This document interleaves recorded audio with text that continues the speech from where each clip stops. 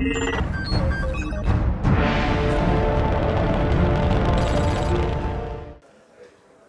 are really privileged to be here with Dr. Mark Skinner at the World Space Risk Forum. What are we looking at in terms of how are satellites changing our lives, and what can we expect from that? Space is the provenance of mankind. The outer space treaties have us, allowing anybody, they have the right to go up and use space, but with that right comes responsibility.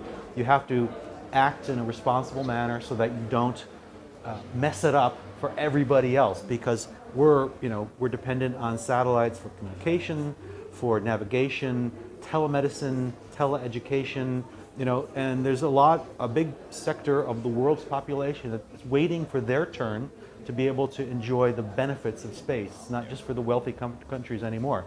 So it's incumbent on us to be able to operate in a safe way so that space becomes a sustainable, useful resource for actors in the space arena as they mature and begin to use space and as things cost less. And so this is just part of making sure that space is there for everybody in the future. Right. So if we look up into the sky in the year 2040, what do we see? Do we see anything different? You will see probably a lot more satellites streaking by if these constellations get built. And so in the early evening and the early morning time, you will see them. You can see iridium satellites now. There's a flare that when the angle of the light is right, you will see that. So I think you'll see a lot more of these flares.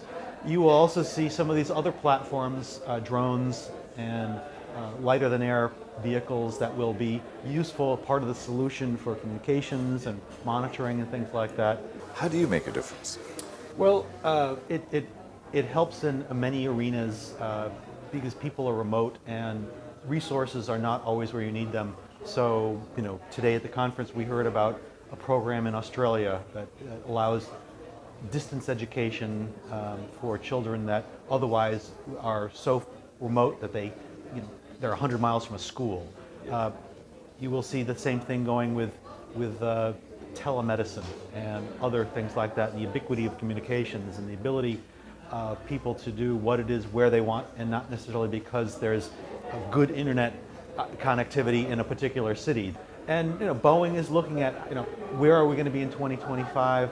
How are we going to be making a difference in the quality of people's life? Our little project here is just to make sure that solution, that space is available and will be useful to us at that time. What are the kind of risks and things that we need to be aware about?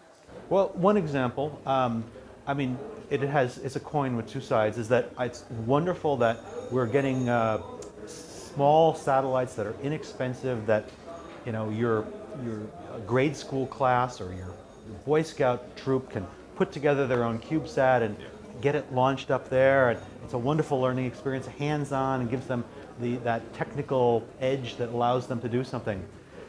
We have an educational component that we as an institution need to do, because in order to operate safely in space, you have to follow certain best practices and guidelines, and we have to promulgate those out there so people understand what it is that they need to do to be able to be a good space citizen, if you will.